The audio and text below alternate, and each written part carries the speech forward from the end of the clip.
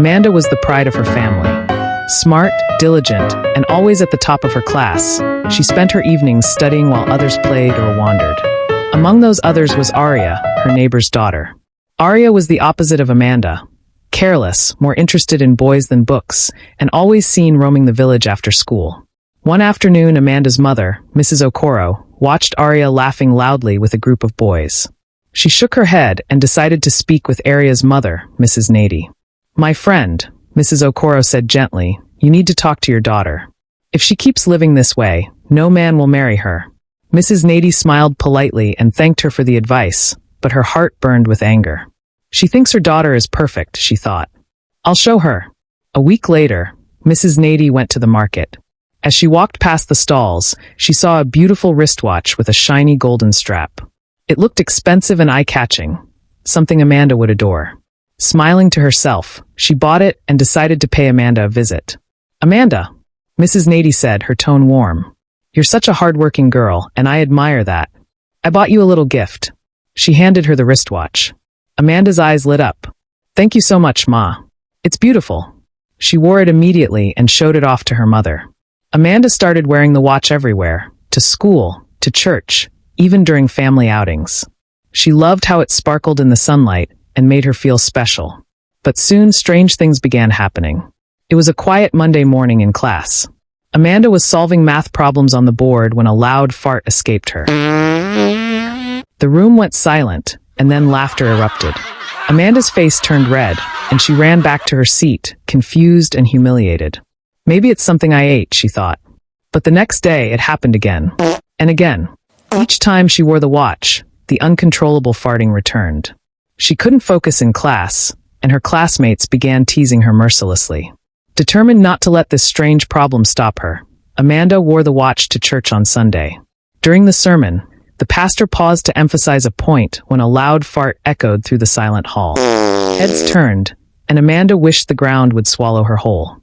She couldn't take it off fast enough, but the damage was done. People whispered about her all through the service.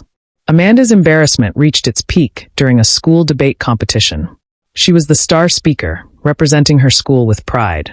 Just as she began her argument, the now familiar sound erupted from her, followed by a horrible smell. The audience roared with laughter, and Amanda burst into tears, running out of the hall. She couldn't understand why this was happening to her. That evening, Amanda's mother noticed her crying in her room. "What's wrong, my dear?" she asked. Amanda hesitated, but eventually explained everything. Mrs. Okoro frowned.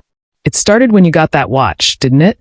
Realizing the connection, Mrs. Okoro confronted Mrs. Nady the next day. "What did you give my daughter?" Mrs. Nady's smile was cold.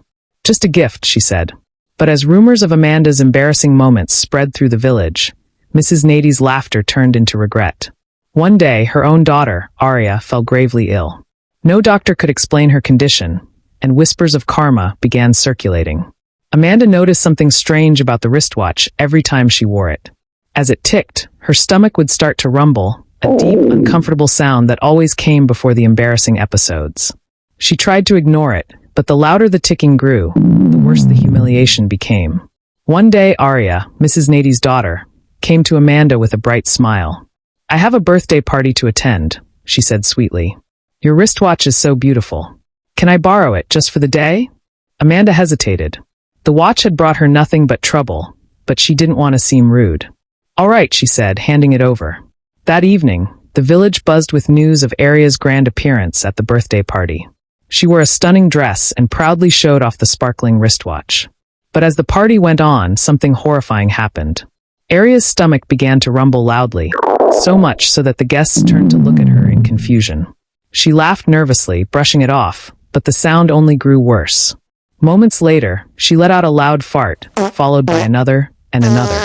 The guests burst into laughter, but Aria was far from amused.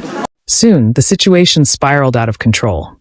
Aria couldn't stop farting, and the smell was unbearable. She tried to run, but then it happened. She soiled herself in front of everyone. The party guests screamed and scattered as Aria collapsed, crying in pain and humiliation. By the time help arrived, it was too late. Aria passed away, her body overwhelmed by the strange curse of the wristwatch. The news spread quickly, and Mrs. Nady was inconsolable when she heard what had happened. She rushed to Amanda's house, falling to her knees in tears. "It's my fault," she admitted. "I gave her that cursed watch. I bought it from an old woman at the market. She told me it would humble Amanda, but I didn't think it would go this far. Please forgive me." The village was horrified by her confession. Mrs. Nady's jealousy and malice had not only hurt Amanda, but had also taken the life of her own daughter.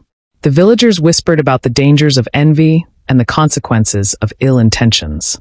Amanda, though deeply shaken by the events, chose to forgive Mrs. Nady.